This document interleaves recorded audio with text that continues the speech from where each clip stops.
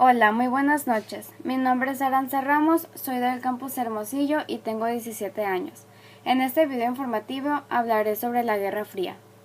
La Guerra Fría fue un enfrentamiento indirecto entre Estados Unidos y la Unión Soviética, cada quien con sus respectivos aliados durante más de 4 décadas.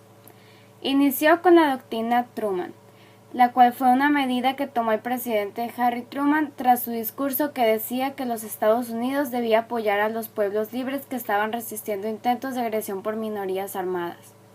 Sin embargo, los historiadores no logran ponerse de acuerdo si acabó en 1989 con la caída del muro de Berlín o en 1991 cuando los líderes de Rusia, Ucrania y Bielorrusia firmaron una declaración en la que abandonaban la Unión Soviética y formaban la Confederación de Estados Independientes.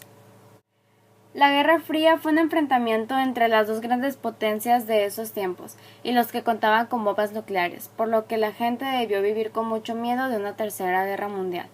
Además, fue un periodo de muchas pérdidas económicas, políticas y sociales, ya que acababa de pasar la catástrofe de la Segunda Guerra Mundial y aún se sentían sus estragos.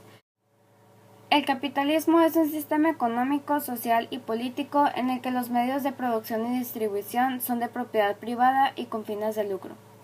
Adam Smith es conocido como el fundador intelectual del capitalismo gracias a su trabajo La riqueza de las naciones.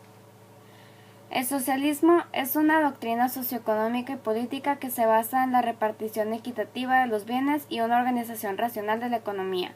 A pesar de que hubo muchas ideas más antiguas sobre ese término, se le atribuye principalmente a Karl Marx y Friedrich Engels. A continuación se presentará una entrevista con Hildebrando Ramos acerca de la Guerra Fría.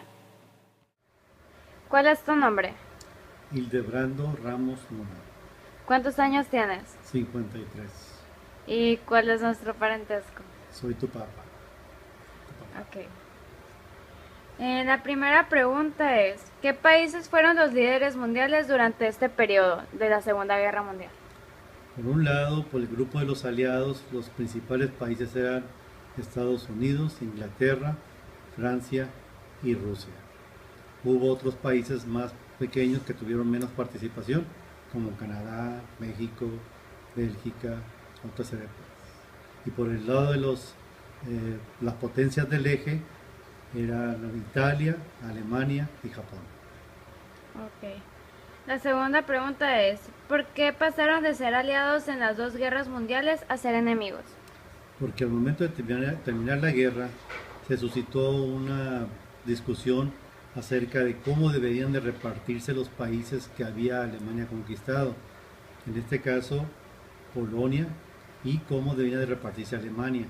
Al final, Alemania se dividió en 4 partes, 3 de ellas administradas por los aliados y otra, la mayor parte, administrada por Rusia.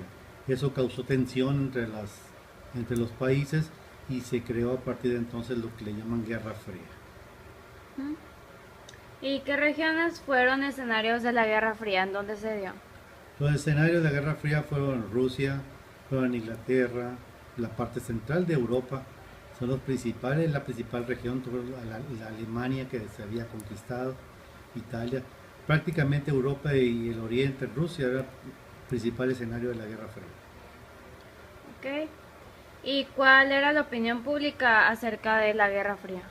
La Guerra Fría trajo mucha preocupación a los habitantes de la Tierra en general, puesto que estaba tan tensa la situación que cualquier incidente que podría provocar una tercera guerra mundial.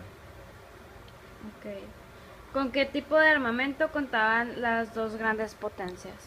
Inicialmente era armamento convencional, esto es, tenían artillería, tenían aviones de guerra, tenían submarinos, de barcos como destructores, como acorazados,